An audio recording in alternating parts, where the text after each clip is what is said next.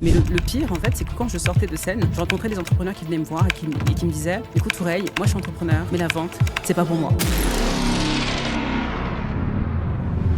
Pour toi, la vente, ça serait un jeu. Exactement. Ça veut dire que gagner de l'argent serait un jeu. Exactement. Vends-moi ce livre. Pour moi, une personne, un prospect, une entreprise qui te dit non aujourd'hui, déjà, c'est pas tant pis pour toi, c'est tant pis pour eux. Bon, moi j'ai l'impression que ce que tu me dis là, ça relève un peu de l'utopie. Comment est-ce que tu réponds à un prospect qui te dit ton produit est trop cher? Tu lui réponds quoi? Va voir ailleurs. Avec Copili.io, attirer des abonnés qualifiés n'a jamais été aussi facile. Nouvel épisode, nouveau décor, nouvel invité. L'invité que nous recevons aujourd'hui, c'est une femme. Elle a une origine binaire. Moi, c'est ce qui m'a marqué. Elle m'a permis de revoir la géographie. Elle est à cheval entre deux pays voisins, la Mauritanie et le Sénégal. Et pour ceux qui ne connaissent pas où se situe la Mauritanie, c'est un pays qui se situe entre le Sénégal et le Maroc. Ça va suivre un peu. Bref, voilà.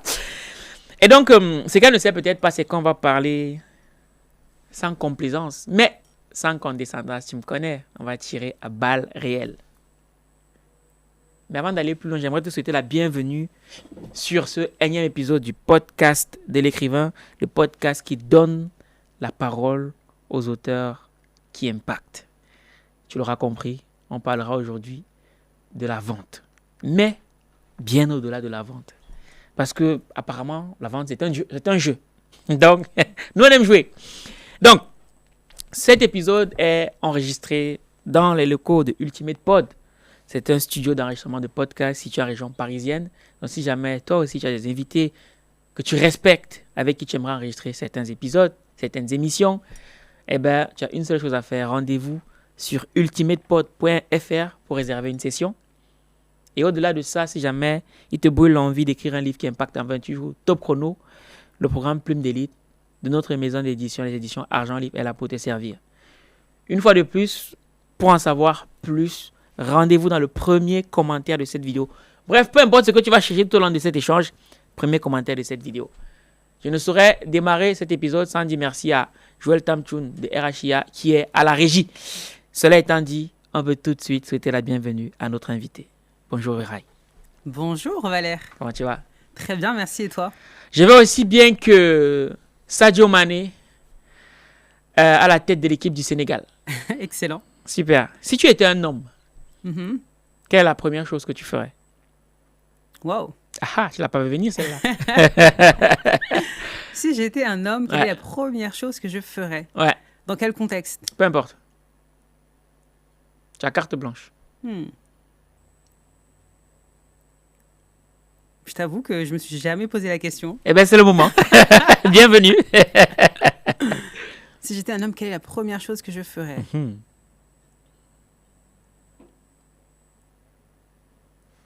J'ai réussi mon pari. Ça y est, on commence direct. Eh ben oui, ma foi, on te met dans le bain là. Ouais. En fait, Qu'est-ce que tu ferais? Je vois pas qu'est-ce que je pourrais faire en tant qu'homme que je ne pourrais pas faire, on va dire, en tant que femme. Si c'est ça ta réponse, ok, tu as le droit. Ok, tu vois pas. Ok, d'accord. C'est quoi le plus beau moment de ta vie? Le plus beau moment de ma vie, l'un des plus beaux moments de ma vie, je dirais, c'est le jour où j'ai donné naissance à mon premier enfant, ma fille Aïssa, d'autant plus qu'elle est née le jour de mon anniversaire. Ok, good. Bon, ok, maintenant on va revenir sur des choses un peu plus communes. Pour ceux qui te découvrent aujourd'hui, qui es-tu? Pour ceux qui me découvrent aujourd'hui, déjà je suis maman, je suis également mariée, et dans la vie de tous les jours, je suis accélératrice commerciale, c'est-à-dire que j'accompagne les entrepreneurs et les équipes commerciales à mettre en place des stratégies pour attirer plus de clients et augmenter leur chiffre d'affaires. Je suis également conférencière, auteur du livre Le jeu de la vente, les cyclés des entrepreneurs qui réussissent. Le jeu de la vente. C'est ça. Et en fait, aujourd'hui, ma mission, elle est simple. C'est vraiment de réconcilier les entrepreneurs, mais également les équipes commerciales, avec l'un des mots qui fait peur, qui est le fait de vendre. Parce que pour moi, c'est la meilleure compétence en fait qu'on puisse développer. C'est la compétence la plus lucrative au monde parce que quand tu sais vendre, tu sais que jamais de ta vie tu ne manqueras d'argent. Amen. Les musulmans disent Amin. Ok, Ouraï, tout ça c'est bien beau. Moi j'aimerais te poser une question factuelle. C'est moi je tiens à balle réelle. Donc, moi c'est sans complaisance, mais sans condescendance. C'est important de le préciser. À ce jour, quels sont tes résultats en termes de... Du coup, tu es un indépendant, tu as une boîte, comment ça se passe? Tu as quoi? J'ai une société de conseil. D'accord. Qui s'appelle Ourastic Consulting. Ourastic Consulting. Et c'est quoi les résultats de Ourastic Consulting en termes de chiffres? Yes. En termes de chiffres, je ne vais pas rentrer, on va dire, dans la précision parce que je sais que j'ai également beaucoup de familles qui regardent un peu ce que je fais. Et c'est vrai que, bon, tu sais déjà, par rapport à nos familles africaines, des fois... Voilà, le regard des gens, on va dire les gens qui parlent effectivement de tes résultats et qui pensent que parce que tu as généré tel résultat avec ton entreprise, c'est ton argent et que tu peux en faire ce que tu veux. Mais bon, disons qu'aujourd'hui, en tout cas, je génère plus de 6 chiffres et qu'on est en route pour les 7. Ça, c'est bon, ça c'est bon. Dave va nous envoyer l'onction. Super. Et avec tes clients? Alors, avec mes clients, j'accompagne différents clients. Ça dépend vraiment après du niveau d'où est-ce qu'ils partent. Ça dépend également de leurs aspirations. On en parlait tout à l'heure en off par rapport notamment à leurs ambitions. Mais moi, ce que j'aime bien faire généralement, c'est d'accompagner vraiment des personnes qui génèrent, peu importe le montant, mais en tout cas de réussir vraiment à doubler, tripler ça en un espace notamment de 3 mois, voire plus. Par exemple, j'ai une de mes clientes, Clémentine, si je prends son exemple, qui aujourd'hui a créé une société de conseil où elle accompagne notamment des assistantes virtuelles, des professionnels de la communication, qui généraient déjà plus de 10 000 € par mois, ce qui était déjà pas mal pour un entrepreneur. Et on a réussi tout simplement à mettre en place des stratégies pour lui permettre d'exploser le game, c'est-à-dire déjà de passer de 10 000 € à 40 000 € et récemment, elle a fait un lancement à plus de 65 000 €, tout simplement. Après, j'ai également des clients qui vont faire, par exemple, 3 000 € et en l'espace de 3 mois, qui vont réussir à générer plus de 11 000, 12 000 €, etc. Mais le plus important, en fait, souvent, ce que je dis, c'est que, OK, on met en place des stratégies pour augmenter son chiffre d'affaires, mais on met également des stratégies pour, finalement, diminuer le temps. Moi, ce que j'aime bien faire, c'est comment augmenter ton chiffre d'affaires en divisant notamment ton temps de travail, pourquoi pas par 2, voire par 3, grâce justement à des effets de levier spécifiques. Excellent. Elle parle bien. Elle parle très, très bien. Elle parle comme la Bible, Ouraï. OK, super. Je rappelle, nous sommes sur le podcast de l'écrivain et Ouraï a sorti une pépite qui s'intitule « Le jeu de la vente, les 6 clés des entrepreneurs qui réussissent ». Moi, j'ai une question. Ce type de sujet est très peu souvent abordé par les femmes. Ce que les femmes préfèrent en général, c'est parler de cosmétiques, c'est parler des relations de couple, c'est parler de cuisine. En général. Et toi, tu parles de la vente. Comment est-ce que tu arrives là-dedans? Alors, souvent, je dis, aujourd'hui, ça fait maintenant plus de 15 ans que j'évolue dans le domaine du développement commercial. J'ai commencé à vendre à 18 ans. Au départ, en fait, je cherchais un stage pour valider c'était au niveau baccalauréat. Et je tombe sur une proposition de stage de commercial B2B, donc à Paris, à République, pendant 2 mois, etc. Au départ, je ne connais pas du tout ce que c'est la vente, etc. On me donne dès le premier jour un classeur avec plein d'entreprises à appeler. On me dit, tu dois faire de la prospection téléphonique. Après, on me dit, tu dois également faire de la prospection terrain, donc aller rencontrer les entreprises pour décrocher des rendez-vous. Et quand j'arrive à décrocher le premier rendez-vous, on me dit, écoute, tu vas aller au rendez-vous et tu vas vendre nos services. En fait, de base, je ne savais même pas ce qu'on vendait, tu vois. Par contre, je savais déjà une chose, c'est que si tu rencontres une personne, en fait, le plus important, au lieu même de chercher à vendre ce que tu as à vendre, peu importe ce que tu vends, c'est vraiment de t'intéresser en fait à cette personne-là. Donc en fait, je suis allée au rendez-vous, j'ai commencé à poser des questions, à m'intéresser vraiment à la personne qui était en face de moi. Et finalement, j'ai compris que effectivement, de ce que j'avais compris de notre solution finalement, ça pouvait lui correspondre. Et donc je lui ai fait du coup la proposition et la personne a dit oui. Et je suis repartie du coup voir mon manager. Je lui ai dit, écoute, j'ai fait une vente. Il m'a dit, c'est génial. Et pour te récompenser, tu vas gagner ce qu'on appelle une commission. Et là, en fait, je touchais ma première commission et je me suis dit, waouh, en fait, si je sais vendre, je sais que plus jamais de ma vie, je ne manquerai d'argent. Et à la suite de ça, du coup, j'ai fait une école de commerce international. Ensuite, j'ai accompagné plusieurs entreprises en France et à l'étranger à développer leur chiffre d'affaires. Et tu sais, à un moment donné, j'ai commencé à donner des conférences et également des formations commerciales en dehors de mon emploi. Et je me disais, mais déjà, au-delà d'aider une entreprise à générer des dizaines de millions d'euros par mois, ce serait quand même bien d'accompagner également d'autres personnes qui, notamment, se lancent et ne savent pas forcément vendre. Mais le pire, en fait, c'est que quand je sortais de scène, je rencontrais des entrepreneurs qui venaient me voir et qui me disaient « Écoute, Ouraï, moi, je suis entrepreneur, mais la vente, c'est pas pour moi. » Ou alors « Moi, je suis entrepreneur, mais justement, la vente, c'est pas mon truc. » Ou alors « Moi, je suis entrepreneur, mais j'ai peur de vendre. » Et je me disais « Mais attends, pourquoi tu t'es lancé dans l'entrepreneuriat si tu n'es pas à l'aise à l'idée de vendre, tu vois? Et c'est là où je me suis rendu compte que pour beaucoup de personnes, vendre, en fait, c'était un fléau, c'était une corvée, c'était super compliqué. Et un de mes mentors, il me dit, mais toi, Aurèle, comment tu vois la vente? Je lui dis, bah écoute, pour moi, c'est simple, la vente, c'est juste un jeu. Il me dit, mais t'es sérieuse là? Tu me dis que la vente, c'est un jeu? Je dis, oui, c'est un jeu. Il me dit, bah justement, tu dois créer une méthodologie pour accompagner les entrepreneurs à aussi faire de la vente un jeu. Et c'est comme ça qu'est née l'idée du concept, le jeu de la vente. Vends-moi ce livre. Je te vends ce livre? Ouais. Écoute, aujourd'hui, Valère, tu es entrepreneur. Ok?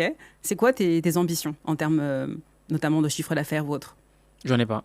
T'en as pas? Non. Aujourd'hui, est-ce que tu aimerais, par exemple, réussir à, je sais pas, doubler, tripler, quadrupler, quintupler le CA que tu fais actuellement? Je suis pas vraiment animé par ça. Ce qui m'anime le plus, c'est de transformer la vie des autres. Ok, mais c'est justement ça l'essence de la vente. En fait, si tu veux, pour moi, vendre, c'est simple, c'est tout simplement servir les autres. En tant qu'entrepreneur, de base, tu t'es lancé parce que tu as identifié une problématique sur le marché.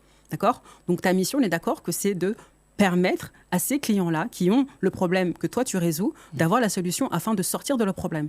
Pourquoi? Parce que les gens achètent toujours pour deux choses: s'éloigner d'un problème et se rapprocher d'un désir. Donc, si ton désir, justement, il est de transformer la vie de tes clients, on est d'accord que tu n'as pas d'autre solution que de leur vendre ta solution. Souvent, je prends l'exemple du médecin. Imaginons que toi, aujourd'hui, tu as une antidote qui permettrait justement de guérir une maladie. Donc, tu as potentiellement quelque chose de puissant, sauf que si tu te dis « j'ai pas envie de vendre », tu gardes ça pour toi, au lieu justement d'être dans ta mission qui est de transformer la vie de tes clients. Tu vois?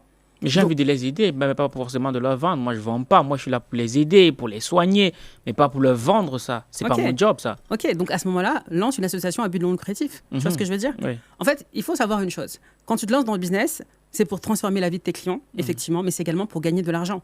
Sinon, pourquoi tu te lances en business? À ce moment-là, c'est ok de vouloir transformer la vie des gens, mais lance une association. Pas un business. Peut-être qu'il faudrait que je fasse une association. Oui.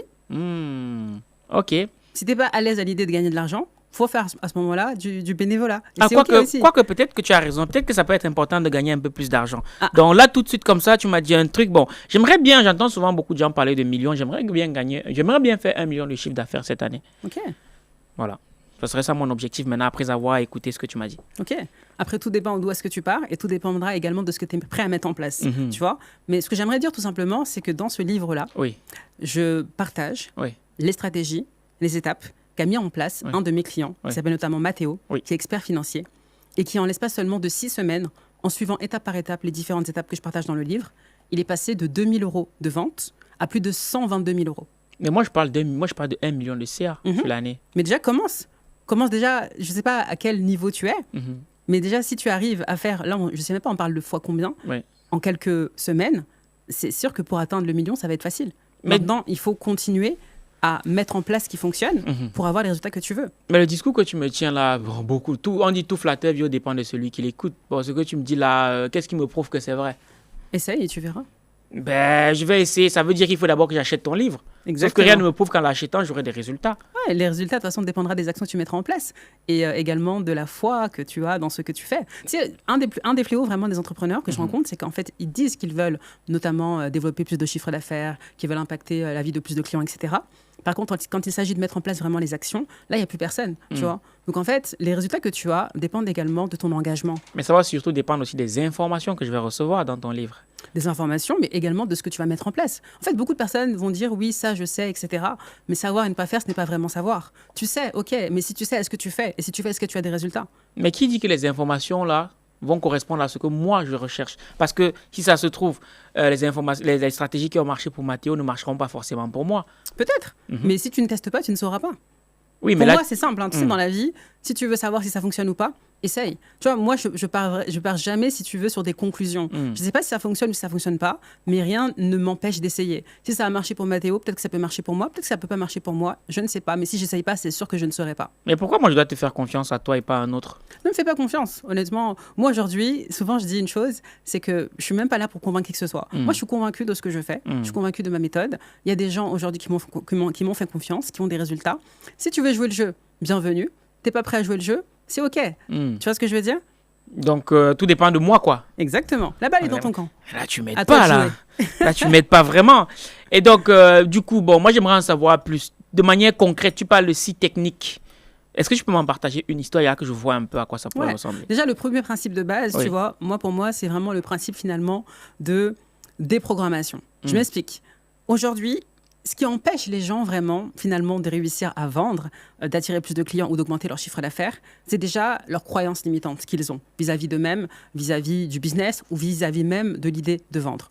Malheureusement, en francophonie, tu vois, par rapport aux Américains, aux pays anglophones, en France, en fait, ou même dans le pays francophone, vendre, en fait, c'est une connotation qui est négative. C'est-à-dire que souvent, les gens vont dire « Ah, mais moi, j'ai pas envie de passer pour un vendeur de tapis, pour un vendeur de poissons, etc. » Tu vois.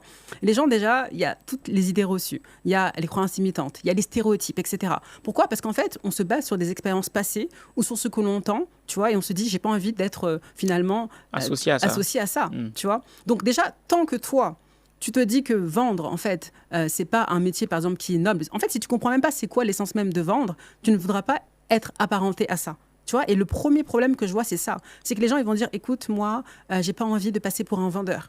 Mais en fait, tu es un entrepreneur. Un entrepreneur, c'est un vendeur. Si tu es un entrepreneur que tu me dis que tu n'as pas envie de vendre, pourquoi, une fois de plus, tu t'es lancé dans l'entrepreneuriat ? Mais je peux prendre des commerciaux, c'est leur boulot, ils ont fait des études pour ça. Ouais, les commerciaux ont fait des études pour ça. Effectivement, des fois, c'est une solution qu'on peut trouver.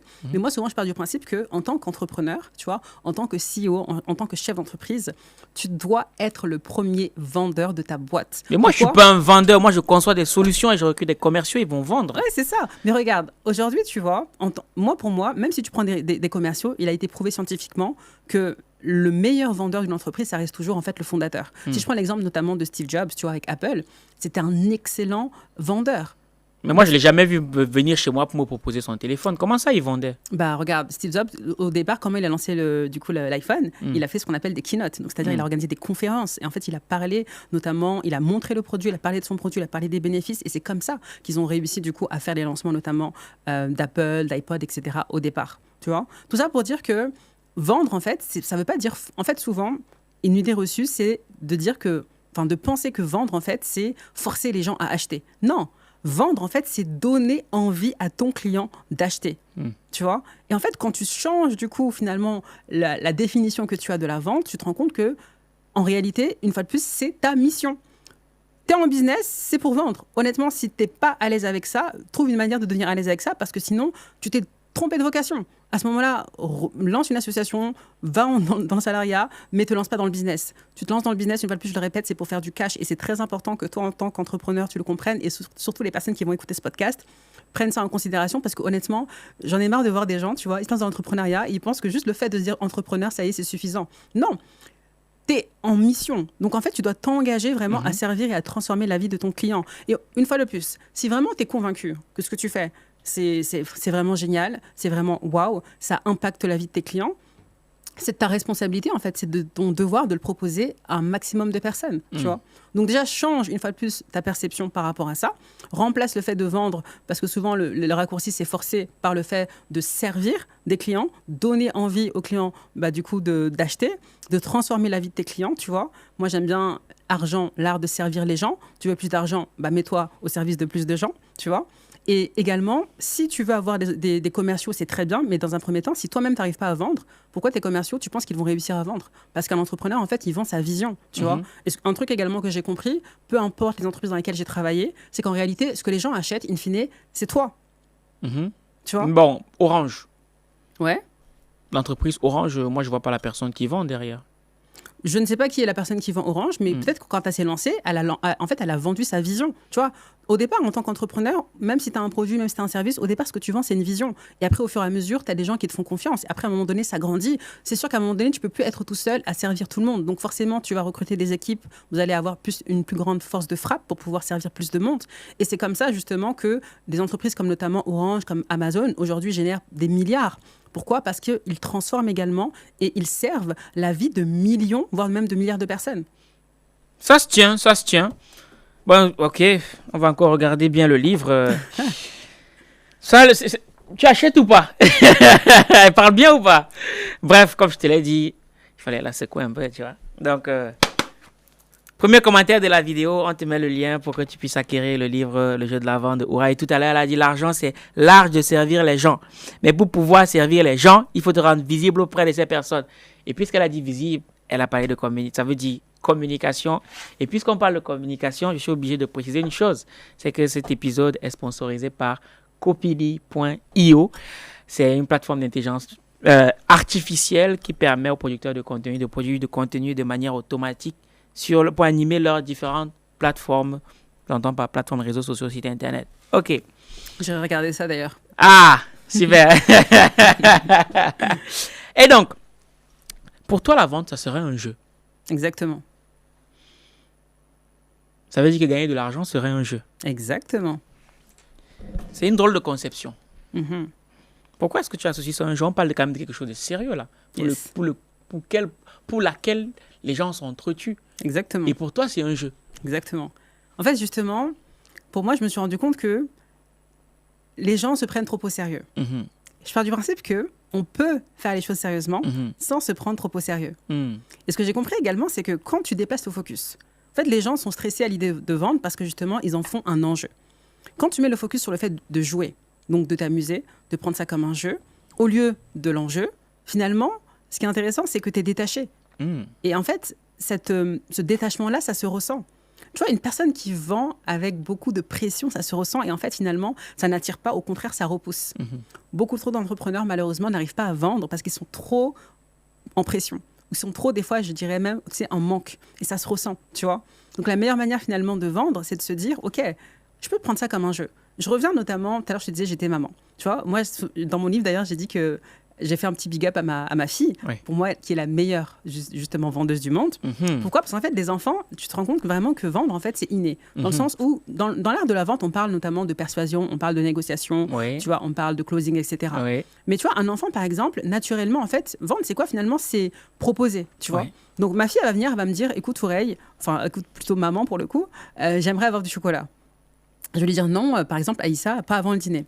Elle va revenir 5 minutes plus tard. Elle va me dire, écoute maman, j'aimerais du chocolat. Je vais lui redire encore, non, Aïssa, pas avant le dîner. Elle va encore revenir. Tu vois ? Et déjà, elle a compris un truc. C'est qu'en fait, c'est pas parce qu'on te dit non que tu ne dois pas revenir redemander. En fait, tu peux essayer ce qu'on appelle dans une nouvelle unité de temps. Mais le problème des entrepreneurs, c'est qu'ils vont demander une fois, on va leur dire non, ils vont plus revenir. Ou même un commercial, etc. Tu vois ? Et en fait, elle n'est pas attachée en fait au non.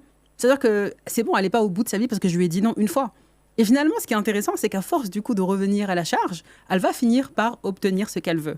Tu vois ? Et déjà, un principe de base par rapport à la vente, c'est tout simplement de ne pas s'attarder finalement sur un non, parce que des fois, en fait, les gens te disent non parce que tout simplement, ils sont mal lunés. Ça se trouve, la personne, elle s'est fight avec son conjoint. Tu ne sais pas, en fait, dans quelles conditions.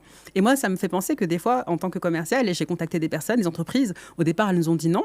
Et quand je les ai relancées 6 mois plus tard, elles nous ont dit oui. Des fois, ça a été les meilleurs contrats, tu vois. Donc déjà, un principe de base, en fait, c'est de ne pas prendre les choses personnellement. Pour moi, une personne, un prospect, une entreprise qui te dit non aujourd'hui, déjà, c'est pas tant pis pour toi, c'est tant pis pour eux. Parce que toi, tu sais que tu as la solution et que cette solution-là peut transformer du coup leurs problèmes, leurs challenges, etc. Tu vois ? Donc déjà, tu es détaché une fois de plus du résultat. Et dans tous les cas, tu ne peux pas contrôler finalement le comportement des gens. Souvent, je dis à mes clients, tu ne peux pas contrôler effectivement que les gens te disent oui ou non. Par contre, tu peux contrôler tes actions. Et il y a ce qu'on appelle la loi des nombres. C'est-à-dire qu'à un moment donné, à force du coup de passer à l'action, ça va finir par porter ses fruits, tu vois. C'est quoi la vente la plus difficile que tu as eu à conclure? J'aimerais que tu nous racontes l'histoire. La vente la plus difficile surtout que ces derniers temps, tu es beaucoup dans le storytelling. Je dirais plutôt dans l'entrepreneuriat à ce moment-là. Parce que au-delà de l'entrepreneuriat, ce qu'il faut savoir, c'est que à partir du moment où tu prends la vente comme un jeu, personnellement, dans toutes les entreprises dans lesquelles j'ai travaillé, j'ai toujours fait partie des top performers. Donc j'arrive dans une société, au bout de quelques semaines, quelques mois, je fais partie, soit je suis la meilleure vendeur, soit je suis dans les top 3. Pourquoi ? Parce qu'une fois de plus, je prends ça comme un jeu. Et ça se ressent, du coup, émotionnellement, ça se ressent au téléphone, ça se ressent dans ma posture. Et les gens ont envie de te faire confiance. D'accord. Maintenant, une chose que j'ai compris, quand je me suis lancée dans l'entrepreneuriat, vendre pour des sociétés et vendre pour soi, ça n'a absolument rien à voir. Pause, si tu permets. Yes. Je vais revenir à la question. Quelle est la vente qui a été la plus difficile pour toi ? Et j'aimerais vraiment que tu nous racontes l'histoire. Ouais, et je vais y venir. Ok, d'accord. C'est par rapport, c'est dans l'entrepreneuriat, justement, c'est pas dans le parcours, on va dire, tu vois, salarié. La première vente, pour moi, ça a été difficile, on va dire, ça a été la plus difficile. Pourquoi ? Parce qu'en fait, je pars de nulle part. Même si j'ai un background, j'avais déjà 12 ans d'expérience dans le développement commercial, j'avais pas encore vendu mes propres services. C'est pour ça que je te disais, vendre pour soi, ça n'a rien à voir avec vendre pour une entreprise. Parce qu'en fait, là, c'est moi, en fait, tu vois, qui entre en jeu, c'est ma solution, c'est mon expertise, etc. Et en fait, quand tu pars finalement de nulle part, et ben les gens, au départ, il n'y a pas de track record, il n'y a pas de témoignage client, il n'y a pas d'étude de cas. Tout à fait. Tu vois, il n'y a que le parcours que j'ai, mais qu'est-ce qui me garantit que finalement, je vais réussir à aider cette entreprise-là à avoir les résultats qu'elle veut? Et donc, la première vente, en fait, c'était une agence immobilière qui avait 6 agents, notamment immobiliers, et qui voulait que j'accompagne ces agents-là à, du coup, développer leurs compétences commerciales parce qu'ils n'arrivaient pas à vendre, tu vois. Et donc, au départ, en fait, ce qui est compliqué, justement, c'est de réussir à ce que la personne te fasse confiance, sachant que c'est vraiment ton premier client pour lancer justement ta boîte, tu vois. Et donc, tu as beau dire, écoute, voilà, moi, j'ai X années d'expérience dans le développement commercial, etc. Oui, mais aujourd'hui, tu n'as pas encore accompagné une entreprise en dehors de ce que tu vends, les solutions que tu vends. Donc, qu'est-ce qui me garantit que ça va fonctionner, etc. Et en fait, du coup, l'idée, c'était vraiment de dire à la personne, comme je t'ai dit tout à l'heure, en fait, testons. Et vois si ça fonctionne, tant mieux. Si ça ne fonctionne pas, on peut arrêter. En fait, tu n'as rien, entre guillemets, à perdre à tester, tu vois. Et donc, pour moi, la première vente, c'était ça, on va dire, le plus complexe. C'était vraiment le côté, j'ai pas de track record, j'ai pas, on va dire, de témoignage client. Et souvent, la question qui revient pour les personnes qui se lancent, c'est ça, c'est comment je fais pour vendre quand j'ai pas tout ça. Et ce jour-là, qu'est-ce que tu leur dis concrètement pour les persuader? Parce qu'il y a une différence entre convaincre et persuader.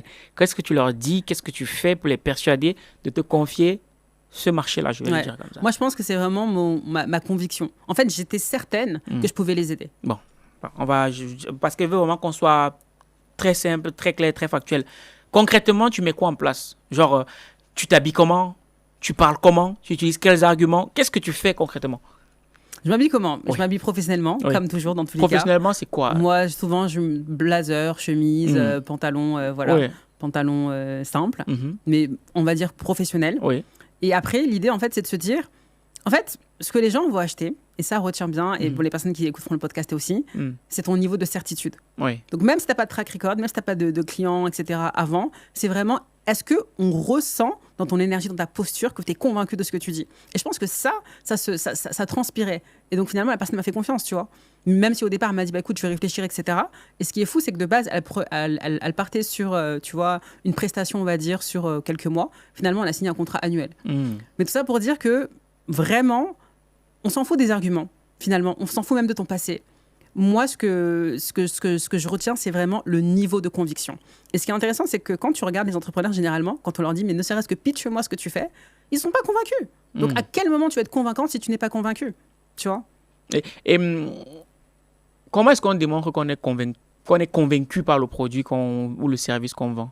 Pour moi, la détermination, tu vois, le fait, par exemple, de regarder là, je te regarde, par exemple, dans les yeux, etc., la posture que tu as, est-ce que tu es en train de bégayer, est-ce que tu es en train de chercher tes mots, ou est-ce que vraiment, en fait, on sent que tu as ce désir sincère de servir le client.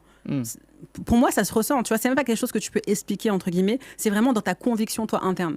Est-ce qu'il faut que mon produit soit bon pour que je puisse faire du chiffre à faire avec? Non, parce qu'au départ, en fait, mon produit, au départ, il n'était pas bon, tu vois, mais en fait, est-ce que la volonté, elle est là?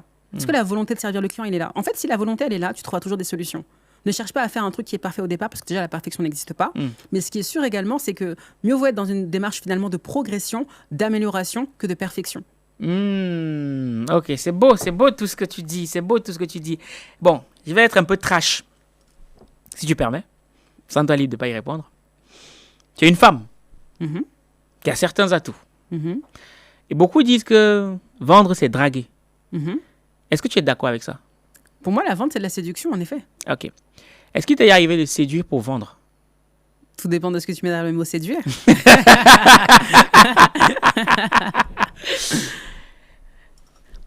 Séduire comme tout le monde le comprendrait. Ok. Est-ce qu'il t'est arrivé de séduire pour vendre? Non. Non. C'est-à-dire séduire comme si je m'intéressais à une personne sur le plan plutôt flirt? Non. Non, pas jamais. De ce côté-là, non. Faut dire que je ne m'attendais pas à cette réponse. Ok. En fait, c'est pas là où je voulais en venir. Est-ce qu'il t'est arrivé de faire face à un client qui se dit, ok, elle vient pour me vendre ci, ça, mais en fait, il t'a fait une proposition indécente? Est-ce que ça t'est arrivé en tant que femme? Oui. Et comment tu gères ça au quotidien? Comment je gère ça? Oui. Tu remets les choses à leur place, tout simplement. Comment tu remets les choses à sa place? En fait, il faut être ferme. Non, attends. Moi, j'ai dit qu'on va être...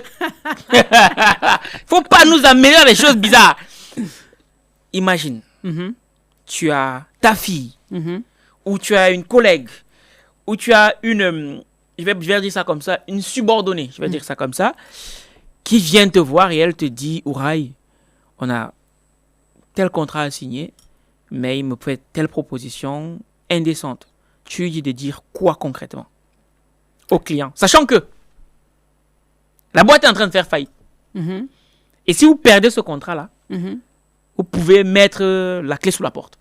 Tu lui dis quoi? Moi, même si tu me dis la boîte peut faire faillite et que la seule solution, entre guillemets, ce serait d'accepter les avances de Intel pour pouvoir justement sortir la boîte, non, no way. À un moment donné, en fait, si tu veux, il faut avoir ce qu'on appelle des principes, des valeurs qui sont, et tu dois être intransigeant. C'est-à-dire qu'il n'y a pas de compromis. C'est-à-dire que moi, personnellement, je préfère rater le deal que de me dire que je vais céder à telle ou telle tentation. Tu vois. Donc, je lui dirais tout simplement, écoute, sois ferme sur ta position, sois ferme sur tes intentions. C'est soit tu veux jouer le jeu, on y va par rapport à ces conditions-là, soit en fait, next. Pour moi, je pars du principe que sur le marché, honnêtement, il y a tellement de clients potentiels. Je ne vais pas m'arrêter et remettre en cause ma réputation juste pour un seul client, même si tu me dis que c'est le président de la République ou je ne sais qui. Et est-ce que tu ne penses pas qu'il y aurait une autre alternative, sans pour autant entraver ses valeurs, mais de retourner la situation? C'est-à-dire tout gagner. Gagner le contrat sans pour autant se compromettre. Tu peux gagner le contrat sans te compromettre, mais en fait, il faut être clair dès le départ, tu vois. Mais comment est-ce que tu t'y prendrais pour gagner le contrat sans te compromettre? Tu reclarifies tout simplement. En fait, comment clairement, les mots que tu utiliserais, ça serait quoi, par exemple? Ça dépendra après de la situation, de l'entreprise. On va faire un jeu de rôle, tout simplement. Pour le coup, je vais prendre le rôle d'un peu de... Tu vois. Ok. Bon, Ouraï, le contrat, il est à vous, voilà. Mais sauf que, voilà, quoi. Vous savez comment les choses se passent. Et je sais la situation dans laquelle vous êtes. Donc, si jamais vous voulez ce contrat, vous savez ce qu'il vous reste à faire. Tu vois, déjà, là, il y a un problème par rapport à la situation. Tu sais pourquoi? Parce que si le prospect dit, vous savez la situation dans laquelle vous êtes, c'est-à-dire que toi, potentiellement, tu es dans une position qui est faible. Et ça, c'est quelque chose à ne pas faire. C'est-à-dire que je ne sais pas après Moi, je sais parce que j'ai les informations par rapport à ta boîte. Parce que nous sommes collaborateurs depuis plusieurs années. Je profite d'un moment de faiblesse. En général, si tu es en position de force, il n'y a pas de raison que tu cèdes. En général, les gens vont en profiter parce qu'ils savent que tu es en position de faiblesse. Moi, personnellement, je vois les choses tellement simplement qu'en fait, je ne serais même pas allée jusqu'au bout. C'est-à-dire qu'en fait, je préfère laisser cette opportunité-là, aller me concentrer sur un autre client que d'entrer en fait dans ce jeu-là. Parce qu'en fait, une fois... Quand tu sais en fait les intentions de la personne, tu vois, la personne elle va toujours vouloir en fait en jouer. Même si tu lui dis non aujourd'hui, elle va peut-être vouloir retenter demain, etc. Tu vois. Bon, moi j'ai l'impression que ce que tu me dis là, ça relève un peu de l'utopie. J'ai l'impression que nous ne sommes pas dans la vraie vie. J'ai l'impression que nous ne sommes pas dans la vraie vie. Parce que moi, les femmes que je rencontre au quotidien, c'est un problème auquel elles font régulièrement face. Elles me disent, je vais rencontrer 1, 2, 3, 4, 5, 6. Est-ce qu'à tous, je vais leur fermer la porte? Bien sûr. Non, mais justement, est-ce qu'il n'y a pas une autre alternative, justement? C'est ça ma question. Parce que tous vont peut-être, au premier abord, ils peuvent te dire ça. Mais est-ce qu'il n'y a pas une autre alternative en refusant, bien sûr, mais en signant le contrat? Est-ce qu'il n'y a pas autre chose à faire? Parce que ça aussi, c'est possible. Après, il faudrait vraiment reclarifier, pour moi en tout cas, les besoins de l'entreprise en fonction de la solution du service que tu vends et qu'est-ce qui est vraiment important pour elle en enlevant justement ce côté-là, flirt et compagnie. Après, je sais des fois également que j'avoue pour l'instant, j'ai pas fait de business en Afrique, etc. Non, ici, on ne parle pas de l'Afrique, on parle de la France. Parce qu'on a l'impression que c'est typiquement africain, pas du tout. Non. Tout ce qui est mauvais ne vient pas forcément d'Afrique. Ça, c'est clair. Je viens, petite punchline, tac à la gauche. C'est mal perdu. J'avoue, personnellement, je ne suis pas entrée, en tout cas, dans une situation, on va dire, aussi loin. Tu vois, des fois, effectivement, il peut y avoir certaines personnes qui vont tenter, etc. Mais dès que tu leur mets un stop, finalement, elles vont se recentrer sur l'essentiel. Mais de là, tu vois, la situation elle est vraiment extrême en mode, je suis vraiment, en gros, j'ai pas le choix. C'est ce client-là ou alors je fais faillite, etc. J'aimerais bien que tu nous racontes une petite anecdote de vente dans laquelle tu as été très mal à l'aise. Une anecdote de vote dans laquelle j'ai été très mal à l'aise. Bon, est-ce que... On ne cite pas les noms, hein. Ouais, non, mais en fait, je réfléchis. En fait, si tu veux, pour les personnes qui me savent, moi, je me prends tellement pas la tête, en fait, que... comment dire? Oh, toi, tu es en train de nous faire de la politique, là, Ouraï, quand même. Non, mais c'est vrai. C'est ça, en fait, c'est ça qui est... Donc, après toutes ces années d'exercice, tu n'as jamais été mal à l'aise face à un client. Ce n'est pas forcément en rapport avec une proposition indécente. Pas forcément. Tu n'as jamais été mal à l'aise face à un client. Avec un client que j'ai signé ou non, peu importe. Signé ou pas signé, mais il t'a mis mal à l'aise. J'aimerais bien savoir comment tu as réagi. Tu n'as jamais eu une anecdote comme celle-là? Peu Hey, ton business, c'est lisse. Hein? C'est bien. Hein? Faut pas se prendre la tête, les gars. Quand on se prend pas la tête, honnêtement, la vie est tellement plus simple. Mais je dirais, le premier client que j'ai signé, une remarque, c'est pas que ça m'a mis mal à l'aise, mais en fait, pour moi, ça m'a fait rigoler. Oui.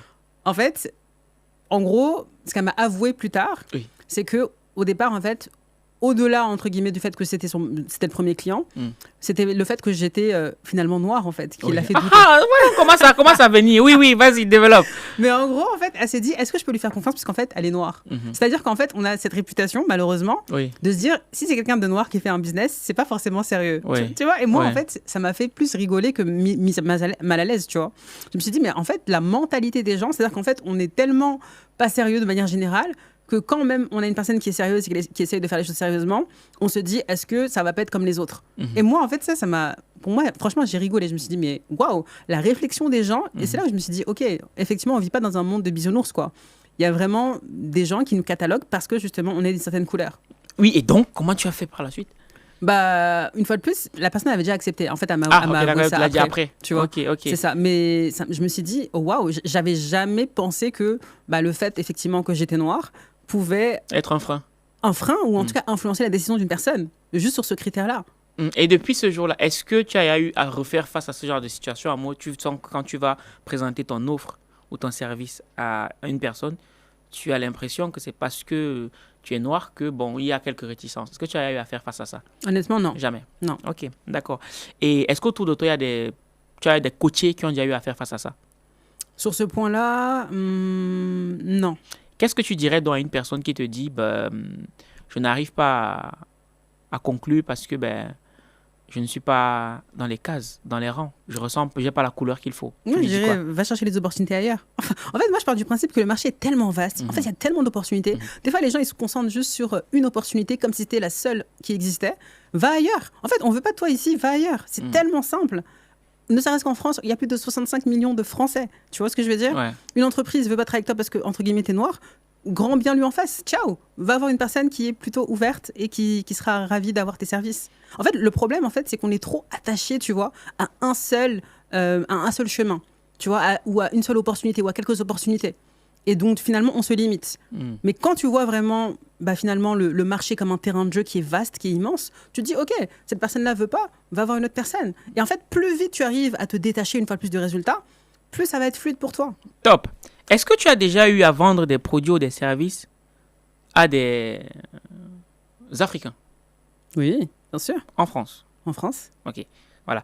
Est-ce qu'il y a une approche qui se veut différente entre lorsque on veut vendre un produit ou un service à un Africain ou à un Européen? Est-ce que les approches sont les mêmes? Ou alors il y a des petites subtilités qu'il faut avoir?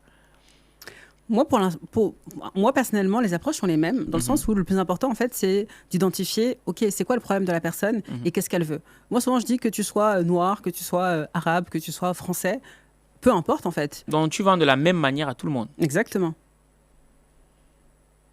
Parce qu'en fait, la vente, si tu veux, dans tous les cas, c'est pas quelque chose, on va dire, notamment quand tu es dans l'accompagnement, en fait, tu crées une relation, une connexion avec la personne. Tu vois. Donc finalement, peu importe d'où est-ce qu'elle vient, peu importe son origine, etc. Le plus important, c'est de se connecter une fois de plus à ses problématiques à la rencontre, de manière spécifique, tu vois. À partir de ce moment-là, après, on va dire, la vente se fait de manière fluide parce que c'est finalement, l'approche est personnalisée en fonction de qui tu as en face de toi, tu vois. Et maintenant, un truc qui est intéressant avec effectivement les Africains, dans tous les cas, je pense également qui influence, c'est que forcément, si moi je suis africaine et que je vois un Africain, il y a quand même pour le coup, là, il y a une confiance potentiellement qui se crée dans le sens où je ressemble à cette personne-là et elle se dit, si elle a réussi à faire ça, ça me rassure également sur le fait que c'est possible pour moi. Tu vois. Ok.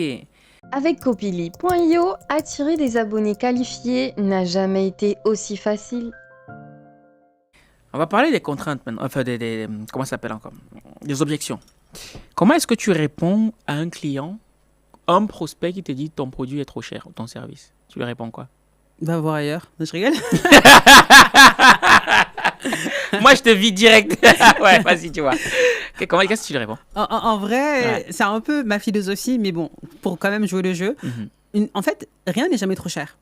Maintenant, les choses peuvent être trop chères par rapport à la personne que tu as en face de toi et par rapport également à sa perception de ta solution. Mais en fait, il faut essayer d'aller creuser finalement la vraie objection. En fait, l'objection de c'est trop cher finalement ou alors j'ai pas les moyens, ça c'est l'objection superficielle. On va dire c'est le haut de l'iceberg. Maintenant, il faut aller creuser.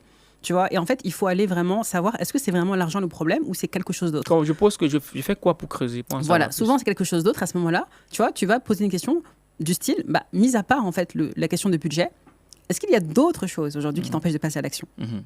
Et la personne, elle peut te dire oui, en fait, il y a ça, ou alors elle te dit non, vraiment aujourd'hui, il n'y a que l'argent, si j'avais l'argent, je travaille avec toi, etc. Et en fait, là, après, il faut clarifier qu'est-ce qui est le plus important pour la personne, tu vois. Si on reprend du coup notre échange, etc., finalement, qu'est-ce qui est le plus important pour toi, tu vois. Revenir à ça pour recentrer du coup le débat, tu vois. Ensuite, des fois également, c'est important de mettre le focus également sur le coût de l'inaction. En fait, les gens aiment bien regarder ce que ça va leur coûter. Mais combien ça leur coûte aujourd'hui de ne pas régler leurs problèmes? Et si ça, c'est pas clair pour eux, ils vont pas, une fois de plus, avoir, tu vois, le déclic pour leur permettre de passer à l'action. Et ensuite, se mettre en mode brainstorming, c'est-à-dire trouver vraiment une manière de pouvoir collaborer si c'est vraiment que l'argent le problème. Mais souvent, c'est pas l'argent le problème, c'est d'autres choses. D'accord, ok. Je n'ai pas le temps. Je n'ai pas le temps. Il y en a plein qui disent j'ai pas le temps. Pourtant, aujourd'hui, on a tous 24 heures, n'est-ce pas? Donc, on parle notamment d'accompagnement, par exemple? Ouais. En fait, une fois de plus, mis à part le côté temporel, mis à part l'histoire, on va dire, de temps, est-ce qu'il y a d'autres choses qui t'empêchent de passer à l'action? Souvent, une fois de plus, ça, en fait, ce que les gens disent de prime abord, pour moi, c'est du BS. BS pour ne pas dire le mot en anglais. Tu vois? En anglais, ça veut dire quoi? Moi, je parle, excusez-moi, l'anglais, c'est Dieu donné. BS. Bon, allez chercher BS. Oui. Voilà, BS. On mettra dans ok, c'est bon, je vois ce que c'est. Ok. Ça commence par boule. Ok. Voilà, exactement. Ça, honnêtement, c'est du BS. Tu vois. Maintenant, en fait, l'idée, une fois de plus, c'est d'aller isoler. Finalement, quand la personne te dit j'ai pas le temps, en fait, elle est en train de dire qu'elle a pas envie de faire de ce que tu proposes une priorité. D'accord? Mais du coup, c'est pour ça que c'est important de revenir à finalement qu'est-ce qui est le plus important pour elle. Si tu me dis que tu n'as pas le temps, mais que finalement c'est important pour toi de transformer la vie de plus de gens, ok, il faut qu'on trouve une solution pour que tu puisses, dans ton temps là, intégrer ça. C'est comme, je prends un exemple tout simple. J'ai une de mes clientes aujourd'hui, elle fait des accompagnements individuels. Elle gagne déjà bien sa vie. Maintenant, je sais, moi, ce qu'il lui faut pour pouvoir tripler ne serait-ce que son chiffre d'affaires. Il faut qu'elle passe finalement de faire du one-to-one à faire du one-to-many. Oui. Pour faire du one-to-many, il faut qu'elle mette en place, en fait, notamment une formation en ligne et qu'elle mette en place finalement des sessions de coaching de groupe. Sauf que ce qu'elle me dit justement, c'est qu'elle n'a pas le temps de prendre le temps de créer la solution de groupe et que finalement, elle reste dans cette boucle-là de formation en one-to-one. Mais à un moment donné, en fait, si pour elle, c'est vraiment important de reprendre sa liberté temporelle et en plus de gagner plus de revenus, il va falloir qu'elle trouve le temps de mettre ça en place une fois pour qu'ensuite, ça lui libère du temps. Donc après, une fois de plus, c'est trouver une manière, tu vois, d'intégrer ça intelligemment pour pouvoir avancer. Sinon, on reste finalement dans le même schéma. Et c'est Einstein qui disait que la folie, c'est de faire la même chose et d'espérer avoir des résultats différents, tu vois. Énorme, énorme. Il y a un dicton qui dit qu'un bon vendeur ne dit jamais non ou je ne sais pas. Qu'est-ce que tu en penses? Un bon vendeur ne dit jamais non, je ne sais pas. Pour moi, c'est du BS, ça. Ah ouais? Ben oui. Tu penses? Moi, je te raconte l'anecdote. Okay. Nous sommes en 2022. Ok. Je suis assis sur ma table de travail à Marseille, dans la maison de ma mère, de mon beau-père. Mon téléphone sonne. Au bout du fil, c'est une dame qui réside au Canada. Et elle me dit, Valère, j'ai vu ce que vous faites sur les réseaux et tout. Et j'aimerais concevoir un planificateur stratégique. Elle s'appelle Bernadette Tagne. Si tu vois cette vidéo, on est ensemble. Big up. Elle me dit, est-ce que vous le faites? Ou du moins, est-ce que vous savez le faire? On ne l'avait jamais fait. Je ne savais pas ce que c'était un planificateur stratégique. Donc, je ne savais pas comment on le faisait. Et à ce moment, je me rappelle de cette phrase de mon mentor Claudine Oubissi qui dit « Un bon vendeur ne dit jamais « Je n'ai pas, je ne sais pas ». Et il lui dit « Mais bien sûr que je sais comment on le fait !» Avec pour idée derrière d'aller chercher. Donc, je valide le marché, elle fait le virement et c'est à ce moment que j'appelle rapidement ma collaboratrice, l'une de mes associées, et lui dit « Comment, c'est déjà un planificateur stratégique, c'est quoi? Comment est-ce qu'on fait ça? Je ne sais pas comment on le fait. » Heureusement, ce jour-là, elle avait déjà fait. Elle me dit, voilà, il faut utiliser tel logiciel pour le faire. Si c'était du BS, j'aurais perdu ce marché. Et ce qui fait que dans nos éditions, on a pu mettre en place. C'est comme ça qu'on a découvert ce marché-là. Donc, est-ce que tu penses que c'est du BS? De manière générale, en fait, quand je dis BS, c'est-à-dire que c'est pas oui ou non. En fait, là, tu as saisi une opportunité et c'est très bien. Souvent, je dis, effectivement, quand tu as une idée, en fait, en tant qu'entrepreneur sur le marché, c'est le marché, en fait, qui va valider ton idée. Et quand une opportunité vient à toi, tu es libre de la saisir. Donc, toi, tu as eu envie de saisir l'opportunité et tant mieux. Des fois, en fait, il y a peut-être des opportunités qui ne vont pas dans tes valeurs ou tu n'as pas forcément envie de faire. Je ne sais pas, je donne un exemple très simple. Hein. Oui. Imaginons, il y a un de tes clients qui te demande d'éditer un livre, notamment, on va dire, porno, etc. Est-ce que tu as envie de le faire? Tu pourrais le faire, tu ne le fais pas aujourd'hui. Est-ce que tu aurais envie de le faire? Si tu as envie de le faire, vas-y. Si tu n'as pas envie de le faire, tu ne le fais pas. Tu vois, donc, ce n'est pas forcément toujours, je dis oui à tout. Je dis oui si ça me convient. Si j'ai envie de jouer le jeu, let's go. Effectivement, des fois, tu n'as pas forcément besoin de savoir déjà le faire pour pouvoir accepter. Tu peux dire oui, j'accepte et après, effectivement, tu trouves une manière de le faire. Mais tout dépendra, une fois de plus, de tes convictions, de tes valeurs, etc. Ok, amen. Entre le produit ou le service et le client ou la personne à qui on vend, c'est quoi le plus déterminant sur la vente? Le client. Le client. En fait, c'est le client qui achète. Donc, tu sais, des fois, tu as des entrepreneurs qui vont passer, je sais pas, des mois, voire même des années à concevoir the product, tu vois. Et finalement, ils arrivent sur le marché, personne ne veut l'acheter. Parce qu'ils sont concentrés, eux, sur leurs produits. Ils pensaient que eux, leur solution, etc. Pour moi, c'est vraiment très égoïste, cette vision-là. Si tu veux vendre, en fait, la meilleure des choses, c'est de t'intéresser au marché et au client qui va acheter. Donc, au départ, même, limite, c'est je ne crée même pas le produit, je vais aller voir qu'est-ce que les gens voudraient acheter. Je fais des enquêtes, des études qualitatives, je me renseigne tout simplement sur la cible que j'ai envie de servir. Et en fonction de tout ça, je crée un produit que les gens vont acheter. Tu vois, à part si vraiment tu as beaucoup d'argent et que tu es dans l'innovation et que mais ça c'est pas beaucoup de monde généralement. Et comment je trouve c'est le terme approprié maintenant, mon client idéal? Ton client idéal. Comment je le trouve? Pour moi, ton client idéal, c'est 3 points. Ils sont simples et efficaces. Il n'y a même pas besoin de blabla. Tu sais, souvent on dit oui, Avatar, est-ce que c'est un homme, c'est une femme, est-ce qu'il a 35 ans, etc. On s'en fout de tout ça. Client idéal, déjà la première chose, la personne ou l'entreprise qui a le problème que tu résous. Tu veux te lancer dans l'entrepreneuriat, tu sais qu'aujourd'hui, une entreprise, c'est une société, une entité qui résout un problème sur le marché. C'est quoi le problème que tu résous? Ton client idéal, soit la personne, soit l'entreprise qui a le problème que tu résous. Deuxième chose, la personne ou l'entreprise qui a l'argent pour te payer. Ça, souvent, on l'oublie, tu vois. Honnêtement, des fois, les gens disent « Ouais, je peux servir tout le monde. » Ok, mais si tu sers, par exemple, un étudiant sur une offre, je ne sais pas, moi, à 3 000 €, est-ce que tu penses que l'étudiant, il a les 3 000 €? À part s'il demande à ses parents, etc. Mais souvent, peut-être que non, tu vois. Donc, quelle est la cible que tu vas viser qui a l'argent pour te payer? Et troisième chose, et ça, souvent, les gens, ils pensent même pas à ça, c'est quoi l'entreprise ou c'est quoi les personnes avec qui tu prends le plus de plaisir, tu vois, à travailler, que tu prends le plus de plaisir à servir? Merci. Mais au début, moi, je ne le sais pas, ça. Comment je fais pour savoir bon, je peux connaître l'entreprise qui a le problème. Je peux connaître, le deuxième point, c'était l'argent. Ceux qui ont l'argent, mais je ne sais pas quelle entreprise avec laquelle je prends le plus de plaisir. Comment je fais pour ça? Au départ, si tu ne sais pas, en fait, tu testes déjà les 2 premiers points et très vite, en fait, tu te rends compte. Tu sais, souvent, par exemple, j'ai une de mes clientes, elle était dans le recrutement. Elle a une société, un cabinet de recrutement.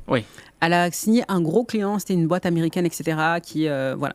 Et là, du coup, c'était l'entreprise qui avait le problème, c'était l'entreprise qui avait l'argent pour le payer, mais le manager, en fait, il était juste exécrable, tu vois. Il parlait super mal, il prenait un peu les gens comme, tu vois, comme n'importe quoi.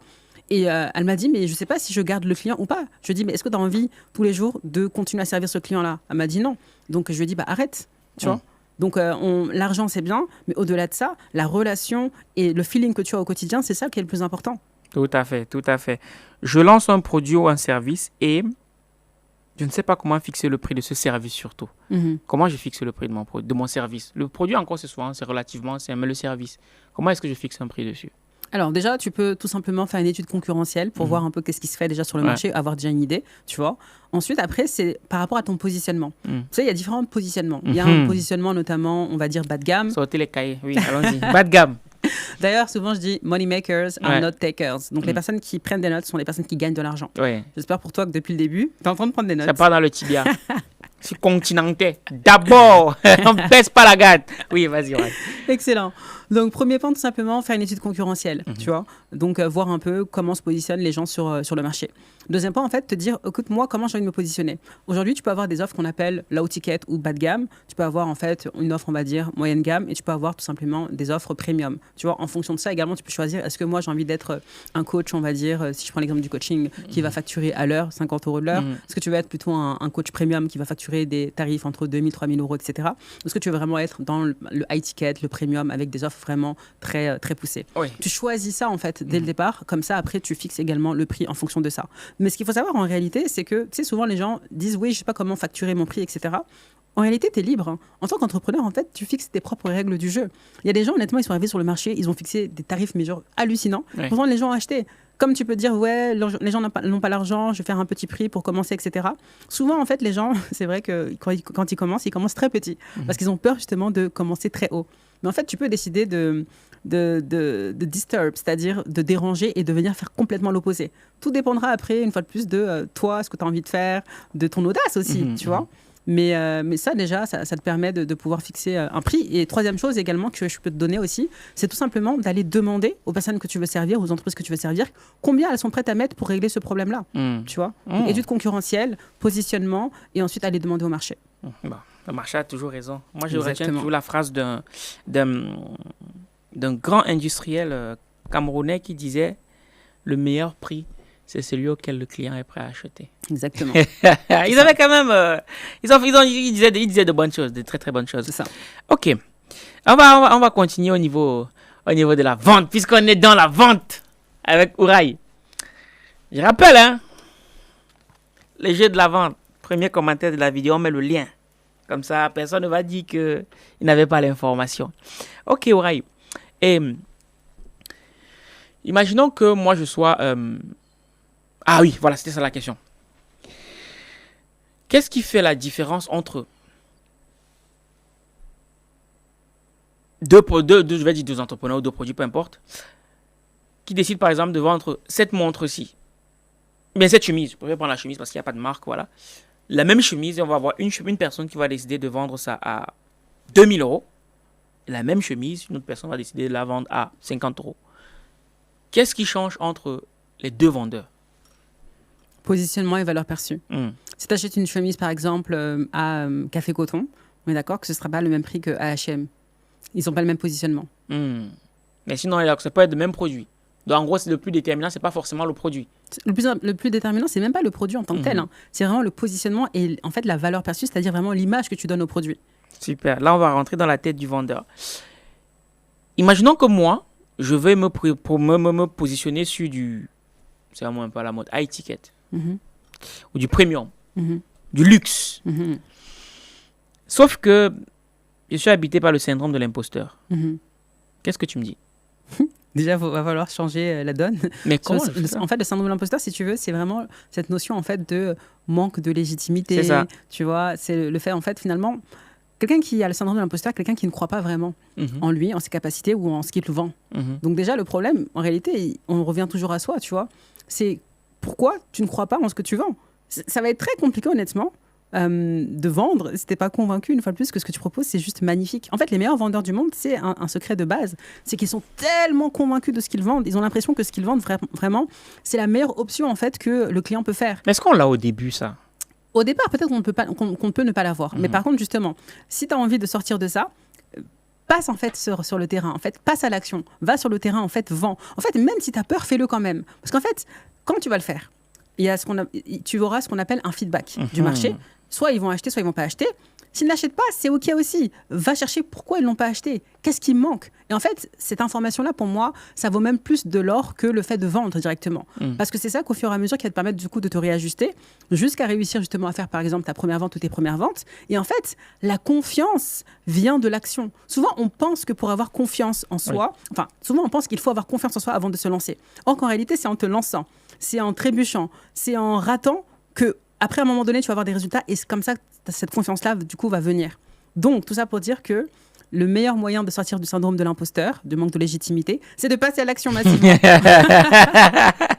Lourd. OK. Et comment tu gères le conflit avec le client? Conflit, c'est-à-dire? C'est-à-dire, le client vient, il va acheter ton produit ou ton service, il achète, il rentre chez lui, ça ne fonctionne pas comme il veut, ou du moins ça fonctionne même comme il veut, mais après il n'est pas content, peu importe, pour une raison, il devient agressif et il t'appelle, il t'insulte. Comment tu gères ça? Bah écoute, déjà, essayer de comprendre. En fait, il faut être super empathique quand tu es dans l'entrepreneuriat et ne pas, on va dire, démarrer au quart de tour. C'est-à-dire que tu sais, souvent, quand tu te lances dans l'entrepreneuriat, bah, tu te lances par rapport à un truc qui te tient à cœur. Et c'est vrai que quand les gens commencent à critiquer, tu peux te dire « Ah, mais c'est moi qu'on remet en question, etc. » Donc déjà, se détacher finalement la solution que tu vends de qui tu es toi personnellement. C'est pas parce que quelqu'un a demandé un remboursement par rapport à ton produit que ça remet en question finalement ton identité et tes valeurs, etc. Tu vois, donc déjà réussir à faire, avoir cette prise de hauteur là. Ensuite, être dans l'empathie et dans la compréhension. Qu'est-ce qui fait que ce client-là en fait n'est pas satisfait?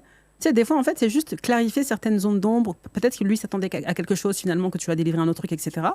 Et dans tous les cas, en fait, à un moment donné, tu ne peux pas avoir non plus 100% de personnes qui sont 100% satisfaites de ce que tu proposes, etc. Même des gens comme Apple, il y a des gens qui ne sont pas satisfaits, en fait. Tu vois ce que je veux dire? Mais tout ça pour dire, il ne faut pas rentrer en conflit. Il faut vraiment être dans une démarche, en fait, de compréhension pour que, justement, potentiellement, ça ne se reproduise pas avec un autre client. Et s'il faut le rembourser pour avoir la paix, rembourse-le. Bon, est-ce qu'il peut être franc avec toi? C'est peut-être une confidence. On est entre nous. Bien sûr.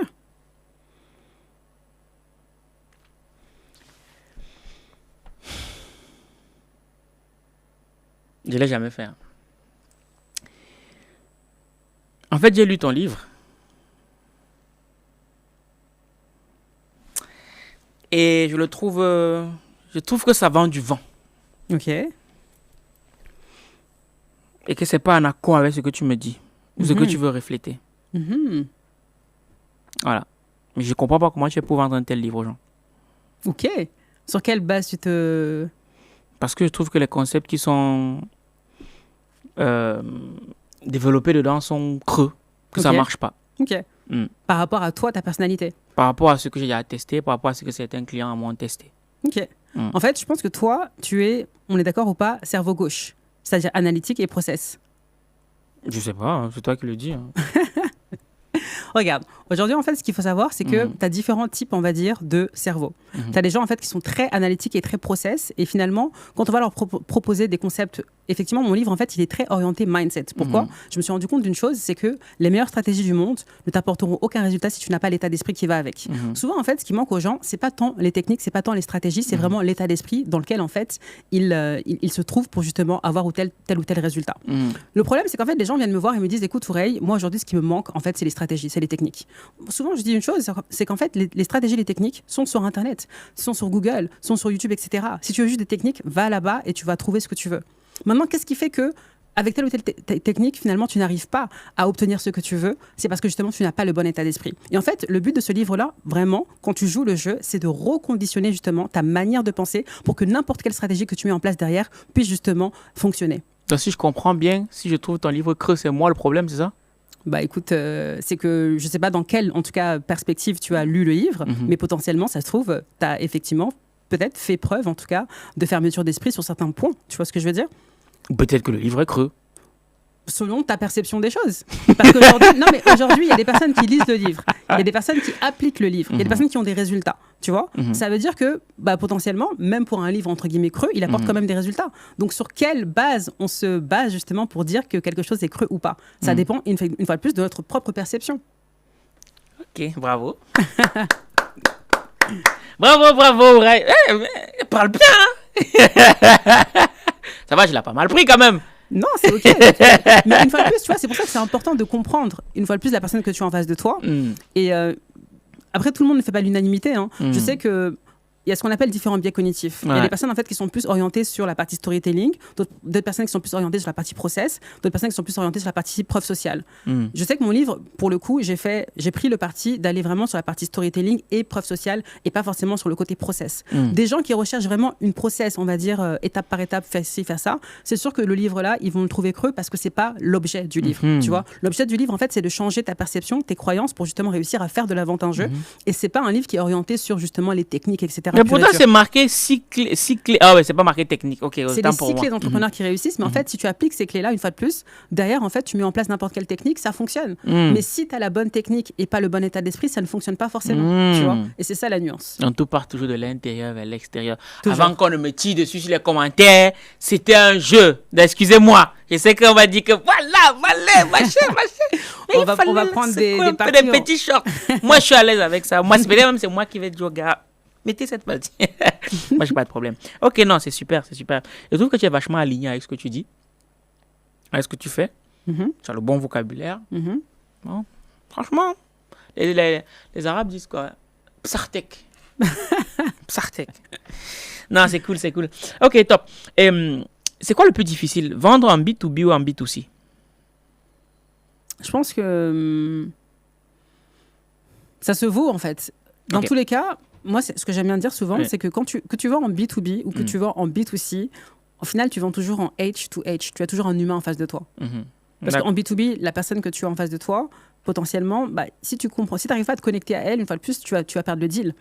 En B2C, peut-être ce qui peut être plus simple, c'est qu'il y a moins d'intermédiaires. Tu vois, tu prends la décision toi-même ou pas. Or, comme en B2B, des fois, il faut parler avec ses collègues, faire valider au comité, etc. Donc ça peut juste augmenter, on va dire, le cycle de vente.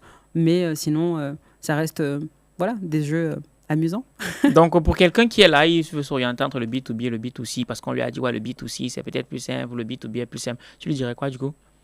Tout dépendra finalement de ses ambitions, tu vois. Ce qui est sûr, c'est qu'en B2B, potentiellement, vraiment, en tout cas, je pense que c'est un terrain de jeu où tu peux gagner beaucoup plus d'argent qu'en B2C. En B2C, tu peux gagner beaucoup d'argent si tu fais beaucoup de masse, notamment, ou alors si tu fais vraiment du high ticket, vraiment très élevé. De toute façon, c'est simple. C'est soit tu as un produit qui est accessible, mais du coup, il faut que tu le vendes à beaucoup de personnes pour avoir beaucoup de cash. Soit tu as un produit, on va dire, plus premium, mais tu le vends à peu de personnes, mais vraiment à un tarif juste exorbitant. Là où en B2B, vraiment, tu peux gagner des gros deals. Et souvent, les entrepreneurs, en tout cas, que je rencontre, certains, en tout cas, commencent en B2C et ensuite basculent sur du B2B. Oui, en général, on va vers le B2B. Et justement, lorsqu'on est entrepreneur et qu'on est... Bien sûr, ton premier job lorsque tu es entrepreneur, c'est vendre. Voilà. Au moins, c'est clair. Pour ton cas d'espèce, c'est quoi le meilleur conseil en termes de vente qu'on t'ait procuré? Le meilleur conseil en termes de vente qu'on m'ait procuré, justement, c'est de faire de la vente en jeu. En fait, regarde, je t'explique. Deuxième société dans laquelle, justement, je suis embauchée après mes études de commerce international. J'ai un de mes managers qui me dit, écoute, voici nos objectifs, tu vois, et voici ce que tu dois faire pour pouvoir, justement, débloquer tes commissions. Il me dit, si les clients te disent non, c'est pas grave, passe au suivant. Mais le plus important, vraiment, il me dit, amuse-toi. Et franchement, c'est pas rentré dans l'oreille d'un sourd. Il m'a dit, amuse-toi. Du coup, c'est ça qu'en fait j'ai fait. J'ai commencé à m'amuser. En fait, j'appelle les clients, même je peux prospecter à froid, mais je suis même pas émotionnellement, une fois de plus, impliqué. Ouais, je suis pas émotionnellement impliquée et surtout, je suis détachée finalement du oui ou du non. Tu vois. Et finalement, franchement, c'est la raison pour laquelle je pense aujourd'hui ma méthode s'appelle le jeu de la vente, parce que ce que les gens n'arrivent pas à faire en fait, c'est ça, c'est de jouer en fait. Et moi j'ai envie de dire, reconnecte-toi à ton âme d'enfant, comme ma fille là qui demande quelque chose et qui n'est pas attachée émotionnellement à la réponse. C'est ça en fait, plus vite tu arrives à mettre ça en place, plus vite tu arrives à passer à l'action et en fait plus tu auras de résultats. Quand tu mets le focus sur le jeu plutôt que sur l'enjeu, c'est là que tu vends et c'est là du coup que tu gagnes de l'argent. Top. À un moment donné aussi, tu parles beaucoup de gagner des revenus prédictibles. Parce que ça, c'est le saint graal lorsqu'on est entrepreneur. Oui. Se dire que, ok, cette année, je sais que je peux faire un chiffre d'affaires de 1 million d'euros, 2 millions d'euros, je le sais. Comment est-ce que tu mets ça en place pour une boîte? Ouais, là, il faut mettre en place des systèmes. C'est-à-dire qu'en fait, si tu veux mettre en place des revenus prédictibles, dire par exemple, des fois, je dis à mes clients, OK, aujourd'hui, comment tu gagnes de l'argent? En faisant la publication sur les réseaux sociaux, etc. Ça, c'est pas prédictible parce qu'en fait, aujourd'hui, ça marche, demain, l'algorithme a changé, etc. On voit plus ta publication. Là, à ce moment donné, en fait, il faut mettre en place des systèmes. En fait, il faut savoir, OK, finalement, d'où viennent tes clients, tu vois? Parce que peu importe ce que les gens vendent, il y a toujours une manière en fait d'attirer des clients. Qu'est-ce qui fonctionne? Souvent en fait les gens quand ils commencent à avoir du succès, ils arrêtent de faire ce qui fonctionnait au départ pour commencer à tester de nouvelles choses, tu vois. Mais si tu veux avoir justement de la prédictibilité, peut-être pour améliorer. Ouais, c'est bien d'améliorer. Améliorer c'est bien, mais des fois en fait on laisse carrément de côté ce qui fonctionnait pour essayer de nouvelles trucs, des tendances, etc. Donc tout ça pour dire que mets en place en fait un système où tu sais que potentiellement, en faisant ça, ça t'apporte ça. Par exemple, si tu sais qu'en mettant en place un webinaire avec 100 personnes, qu'à la fin du webinaire, tu as 10% de conversion et que ça fonctionne, et bah, tu sais que si tu veux vraiment maintenir ce rythme-là de chiffre d'affaires, et bah, continue à mettre ça en place, ne serait-ce que sur une année, avec par exemple un webinaire mensuel. Je te donne un exemple, tu vois. Mais identifie ce qui fonctionne et ensuite, du coup, mettre en place des systèmes justement pour que ça soit prédictible. Ok. Donc, pour toi, quel est le système que tu pourrais proposer? Donc, est-ce que tu peux nous citer 3 exemples de systèmes que quelqu'un pourrait tester? Ouais, après, ça dépend vraiment, une fois de plus, du... On a compris. 3 exemples. Non, mais ça dépend surtout en fait, du secteur d'activité. Tu vois. Ouais. Je vais t'en donner 3 différents. Tu vois, par exemple, j'ai une de mes clientes, elle, ce qui fonctionne pour elle vraiment, c'est de se rendre en fait, dans des événements physiques. Donc, en fait, elle, ce qui fonctionne avec elle, c'est tout simplement le networking. Mais ça fonctionne parce que, par rapport à sa personnalité, c'est quelqu'un de très solaire, elle aime se connecter aux gens, etc. Elle n'est pas introvertie. Toi, imaginons, tu es introverti, je ne te dis pas d'aller faire un événement par mois pour pouvoir justement partager tes cartes de visite et avoir du coup des résultats. Tu vois. Donc, pour elle, ça fonctionne. Donc, si elle sait qu'à chaque fois qu'elle va à un événement, elle a un client, bah oui, effectivement, on va à plus d'événements parce que tu auras plus de clients. Maintenant, j'ai une autre cliente, par exemple, elle, ce qui fonctionne vraiment pour elle, c'est vraiment le fait, par exemple, de faire des webinaires mensuels. Pardon, je suis obligé de le dire. Vous avez bien entendu, networking dans les événements. On ne rencontre pas le client dans son salon. Ah, ça c'est clair. C'est très important de rappeler ça. Donc, quand vous voyez un événement, là-bas, il y a votre client. Bref, continuez, parle comme la Bible ou continuons.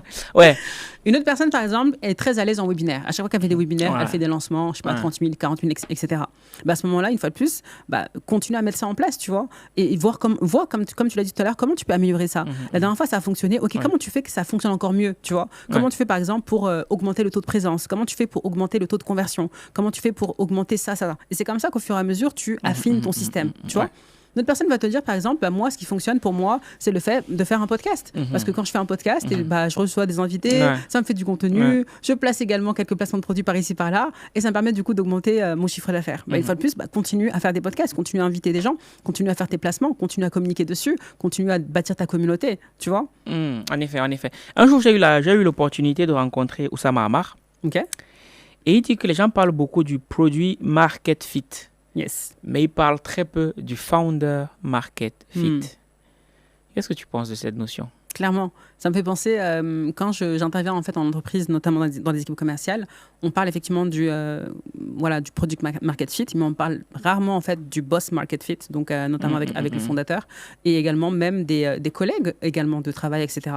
Donc aujourd'hui, ce qui est sûr, en fait, c'est ce que je disais, tu te rappelles au début de notre conversation, le fondateur, pour moi, il a une place qui est primordiale parce que peu importe ce que tu vends, ce que les gens vont acheter également, c'est toi.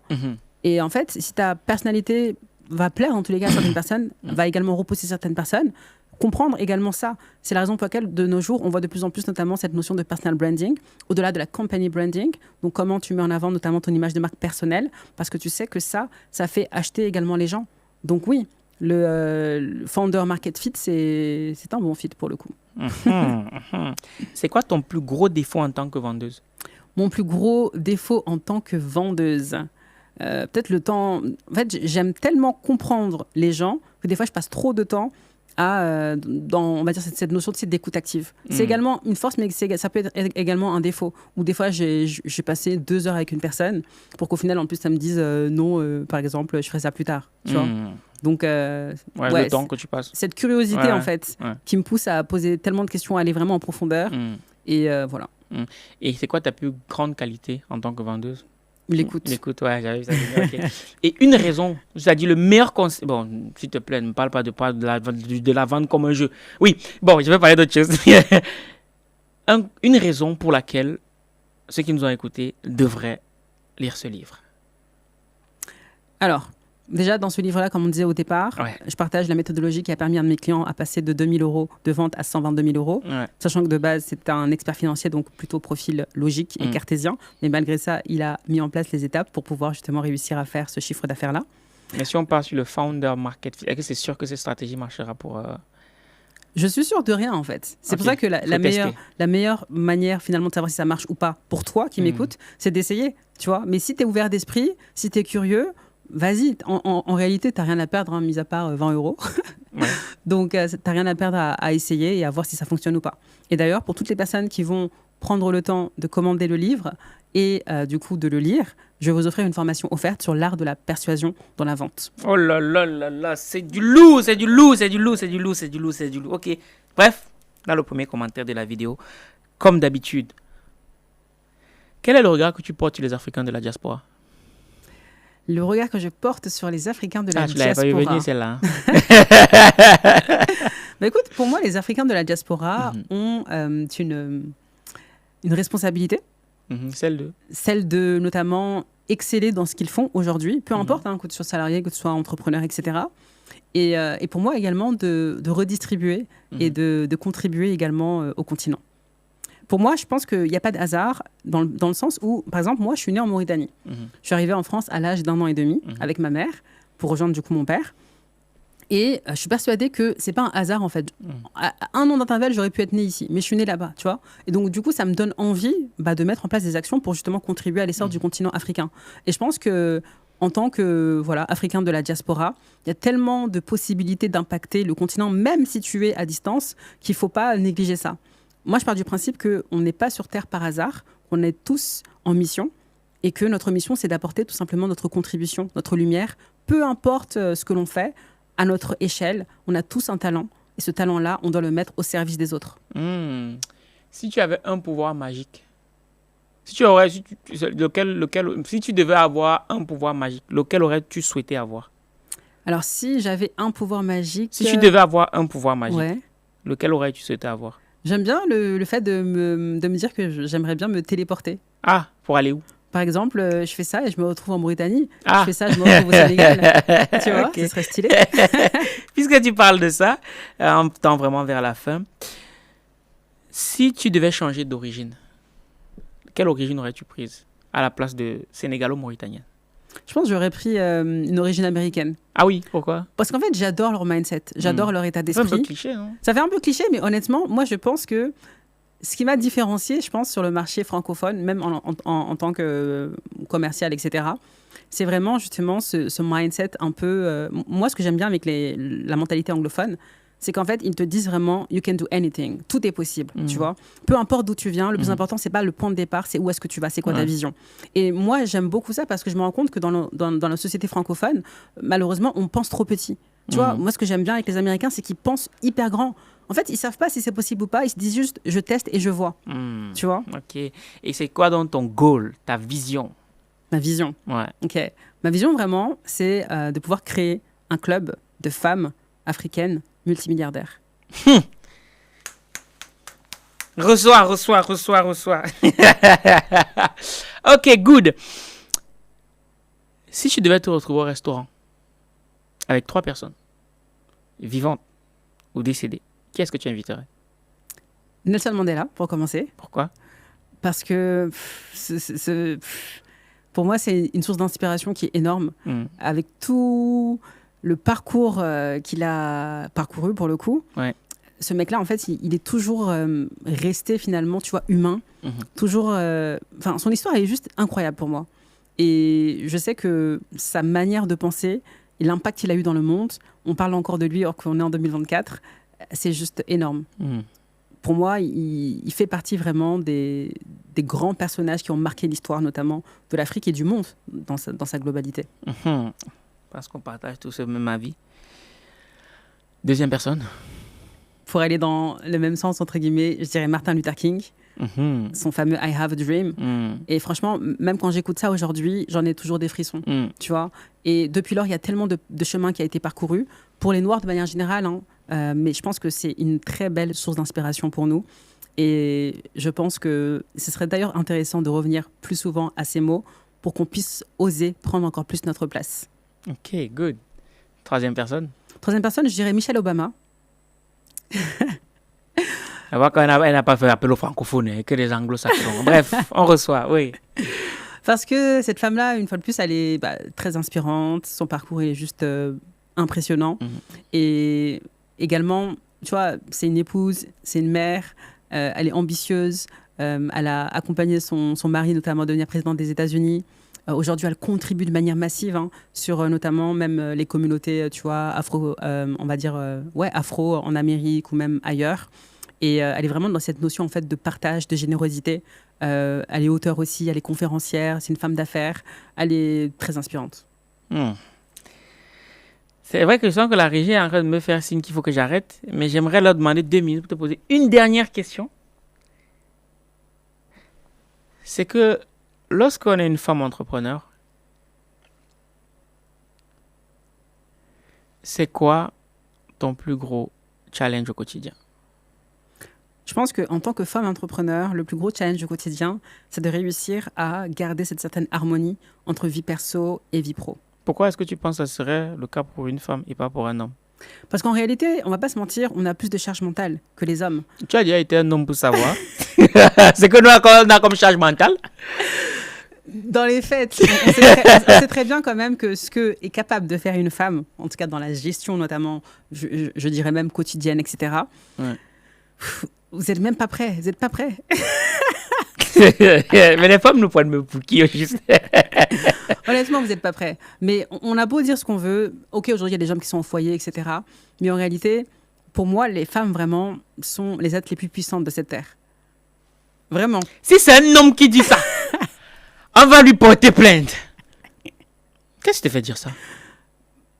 Parce que c'est comme ça, c'est en fait. Mais au-delà de ça, en fait, déjà, regarde. Bon, si les femmes sont les plus puissantes, comment se fait-il que les plus puissants, proportionnellement, sont les hommes? Exactement, parce qu'en fait, tout est inversé dans ce monde, malheureusement. Donc, les plus faibles, les plus forts, se considèrent les plus faibles, parce qu'il y a également un jeu, également, je dirais, d'influence et de manipulation. Mais Tu sais, les stéréotypes du style, la place de la femme, c'est à la cuisine, etc. Ça, c'est pour conditionner les gens, justement, à ne pas aller exploiter. Est-ce qu'être en cuisine, c'est une faiblesse? C'est pas forcément une faiblesse, mais tu vois, quand tu dis... En fait, tout dépend de ses aspirations. Moi, il y a des femmes, par exemple, qui sont mères au foyer, qui sont à la cuisine, etc., et qui le vivent très bien. Et peut-être que c'est leur mission de vie, et c'est très bien. Mais toi, quand tu sais que tu as un talent, une lumière, tu vois, qui te permettrait clairement d'apporter ta contribution au monde, et que tu éteins ça juste pour rester à la cuisine, là, il y a un problème. Mais attends, il faut aussi resituer les choses. Quand on dit que la place de la femme, c'est vis-à-vis de son mari, pas dans la société, quand même. Ok. Mais pourquoi on a l'impression que... Bref, c'était pas le sujet aujourd'hui. Bon, on va partir sur notre débat, là, donc, on va faire deuxième partie. En tout cas, merci beaucoup, Ray. Avec joie. Dernière question. Si tu avais une question à me poser, ça serait laquelle?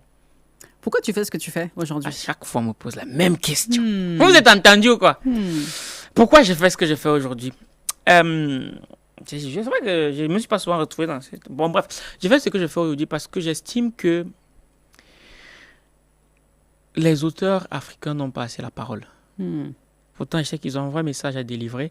Et moi, dans toute la dynamique que j'ai, c'est de pouvoir créer une plateforme dans laquelle, lorsqu'un auteur prend la parole, mais qu'il puisse avoir l'écho qu'il recherche. C'est pour ça qu'on fait tout ce qu'on fait. C'est pour ça que je me suis associé à mes associés, Joël Tamtune, Herman Kamga, Fanel Gimfak pour lancer Ultimate Pod. C'est pour ça qu'on a créé la maison d'édition avec d'autres associés, Nelly, Mitropa, qui est ma fiancée, Arthur Youmou, Inès. C'est pour ça aussi qu'on a créé le week-end de l'écrivain. En fait, tous ces projets sont liés parce que vraiment, moi, dans ma vision, c'est les auteurs africains ne sont pas assez connus. Pourquoi ils ne sont pas connus? À cause d'un problème de communication. Donc, on va utiliser les moyens qu'on a pour qu'ils soient connus. C'est pour ça que le podcast de l'écrivain existe. Et ce n'est qu'une étape par rapport à tout ce qu'on veut faire plus tard. Ok, puissant. Parce que je suis convaincu d'une chose, vu de ce que la lecture a fait pour moi, c'est que un livre peut changer la vie d'une personne à condition de lire ce livre-là. Et c'est valable à tous les niveaux. Donc, si au travers de ce qu'on fait, on peut vulgariser les travaux des auteurs et permettre aux lecteurs de connecter avec ça, afin qu'eux aussi deviennent des auteurs pour impacter, écrire pour impacter, on aura tout gagné. Donc voilà. All right. Top. Ben écoute, Super. merci pour le temps. Surtout que ça a été un peu compliqué pourquoi on ait ce podcast. Voilà, enfin eu. Exactement. Mieux vaut tard que jamais. Vieux motard que jamais. On dit ça. Ouais, bref. En tout cas, ça a été un réel plaisir. Ton discours, il est très structuré. Tu as les mots justes. C'est pas commun. Et surtout, tu sais garder ton sang-froid. J'ai essayé de mais tu es resté. Ça, c'est super. Donc, franchement, j'ai beaucoup apprécié. Bref, vous nous direz ce que vous en avez pensé de l'échange. N'hésitez pas, allez-y. Nous, on aime le sang. Ben écoute, c'est toi l'invité du jour. Ta caméra, elle est là. Un message que tu aimerais qu'on retienne de toi aujourd'hui. J'ai écrit une citation qui dit ceci, et j'aimerais vraiment que tu l'appliques, parce que je pense que tous parmi nous, on a des rêves qu'on aimerait réaliser, sauf que des fois, on les perd de vue. Donc, tout ça pour dire que c'est ton objectif principal, en te levant chaque matin, ce n'est pas d'avancer vers la direction de tes rêves, demande-toi pourquoi tu es encore en vie. Et il y a un ami, un grand frère, qui dit souvent, si tu te lèves sans objectif, retourne te coucher. Excellent. Merci Ouraï, merci Parfait. à toi de nous avoir écoutés. C'était Valère Bélias et Ouraï Gay sur le podcast de l'écrivain, émission sponsorisée par Copili.io. Merci à la régie et on se donne rendez-vous au prochain épisode. Minakano. CRS Jeans, GBS Music. c'est encore moi, c'est encore la 3D. Les éditions Argent Livre, Immortel. Les éditions Argent Livre. Et si je pouvais changer l'histoire, mon expérience j'allais la partager. Car beaucoup d'humains se trompent, par faute de recueil pour s'inspirer. Quand on pas de grandir, c'est pas question de l'âge ou de physique. On parle de vision, on parle de rêve, des livres pour forger le mindset. Les éditions Argent Livre. Concrétisez vos rêves en changeant de vie, c'est l'unité de mesure de la réussite. Coucher ton histoire sous forme de livre, édition à l'appel, place à Argent Livre. Et y a ceux qui écrivent et ceux qui lisent, ceux qui écrivent pour changer de vie. Et y a ceux qui lisent et ceux qui écrivent, ceux qui lisent pour changer de vie. Écrire pour impacter, je suis immortel. Aïe, aïe. Écrire pour impacter, je suis immortel. Aïe, aïe. On veut changer l'histoire, laisser un héritage. Écrire pour impacter, je suis immortel. Aïe, aïe. Donne-moi une feuille et puis un stylo. Oui. Pour s'ouvrir au monde souffrant de plusieurs mots. Frère, tu sais pas besoin d'être au niveau. Argent. Écrire un livre, c'est pas affaire d'intello. On renaît de ses cendres grâce à un livre. On rencontre les meilleurs grâce à des livres. Et même si t'arrêtais de vivre, tu seras immortel grâce à un livre. Les éditions Argent Livre. Concrétisez vos rêves en changeant de vie, c'est l'unité de mesure de la réussite. Coucher ton histoire sous forme de livre, édition à l'appel, place à Argent Livre. Et y a ceux qui écrivent et ceux qui lisent, de l'écrivain. Ceux qui écrivent pour changer de vie. Et y a ceux qui lisent et ceux qui écrivent, de l'écrivain, ceux qui lisent pour changer de vie. Écrire pour impacter, je suis immortel. Aïe, aïe. Écrire pour impacter, je suis immortel. Aïe, aïe. On veut changer l'histoire, laisser un héritage. Écrire pour impacter, je suis immortel. Aïe, aïe. Week-end de l'écrivain. Week-end de l'écrivain. Week-end de l'écrivain. Bienvenue, week-end de l'écrivain. Week-end de l'écrivain. Week-end de l'écrivain. Week-end de l'écrivain. Bienvenue, week-end de l'écrivain. Écrire pour impacter, telle est notre devise. Parce qu'un Africain qui écrit, c'est une bibliothèque qui se construit. On va le faire sans le son, on va le faire ensemble. Écrire pour impacter, je suis immortel. Aïe, aïe, aïe. Écrire pour impacter, je suis immortel. Aïe, aïe, aïe. On va changer l'histoire, laisser un héritage. Écrire pour impacter, je suis immortel. Aïe, aïe, aïe.